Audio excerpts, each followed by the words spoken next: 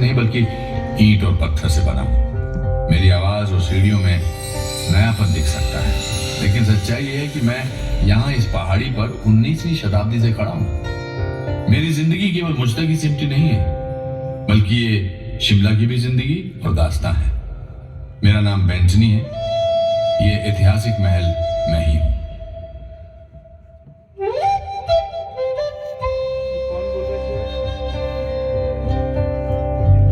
एक ऐसा भी समय था जब मैं यहां नहीं था। यहां कोई शहर नहीं था, ऊंची ऊंची इमारतें नहीं थी, बस एक पहाड़ी और घना जंगल। लेकिन उस पहाड़ी और जंगल में जीवन था, जीवंतता थी, भरपूर जिंदादिली थी। ये पशु पक्षियों से गुलजार था। 18वीं शताब्दी के अंत में शिमला के पूर्व में नेपाल एक शक्तिशाली राष्ट्र बनकर उभर रहा था। 19वीं शताब्दी के पहले दशक में नेपाल के गोरखों ने आज के हिमाचल प्रदेश के एक हिस्से पर कब्जा कर लिया था। इन पहाड़ियों में इन साहसी योद्धाओं ने कुछ स्थानीय शासकों को पराजित किया। महाराज, हम क्या करें? अगर उन पर जरा सी भी आंच आई तो वो हमें मसल कर रख देंगे, इसमें कोई शक नहीं। अंग्रेज भारत में आ गए हैं।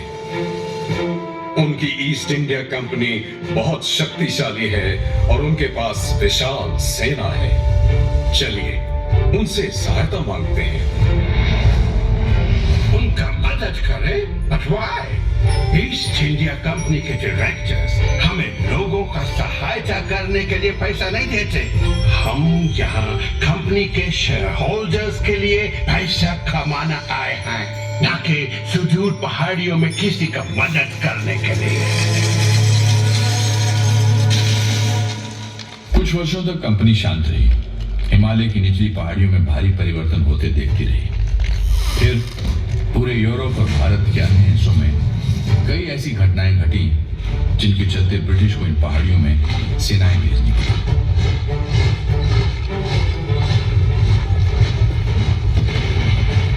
शिमला में जमकर लड़ाइयां हुई और मुठभेड़ हुई। पहाड़ी राजाओं और अंग्रेजों की जीत हुई और सन 1815-16 में गोरखा युद्ध समाप्त हुआ। 2 वर्षों के भीतर ही ईस्ट इंडिया कंपनी की सेना के अधिकारियों ने इन पहाड़ियों को घूमना टटोलना शुरू कर दिया। What a delightful place! Note का तरफ देखो, आपको बर्फ से ढका माउंटेन नजर आता है। चारों तरफ घना जंगल, घास का मैदान and crystal clear water. Sir, क्यों न हम यहाँ घर बनाएं? आपका घर इस बातों की तुलना में इन पहाड़ियों से बेहतर तरीके से अपना काम कर सकते हैं। कमाल का आइडिया! हम उस पहाड़ी पर घर बनाएगा। What's that? 1822 में मेरे बनने से कुछ दशक पहले कैप्टन चार्ल्स प्रैट कैनेडी ने पहला स्थायी घर बनाया, जहां आगे चलकर शिमला शहर बसा। 1831 में कैनेडी हाउस में एक मेहमान का यहां आना हुआ, जिसका नाम था विक्टर चेकमॉन्ट।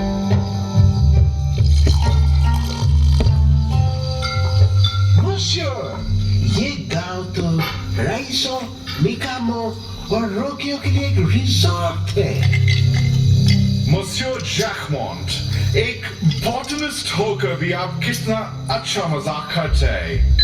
शुक्रिया कैप्टन केनेडी, मुझे हफ्तों से पानी का स्वाद नहीं मिला है। आपका भरा हुआ सेलर देख के मजा आ गया। कुछ वर्षों के भीतर मेहमान नवाज कैनेडी के यहाँ और भी कई खास मेहमान आए। गवर्नर जनरल लॉर्ड एमहर्स्ट का 1828 में आना हुआ और उसके अगले वर्ष ब्रिटिश इंडिया आर्मी के कमांडर इन चीफ लॉर्ड कॉम्बरमेयर यहाँ पधारे। तब तक ये एक छोटा सा गांव ही था। कॉम्बरमेयर का यहाँ आना शिमला की तकदीर के लिए एक अच्छा संकेत था। यहाँ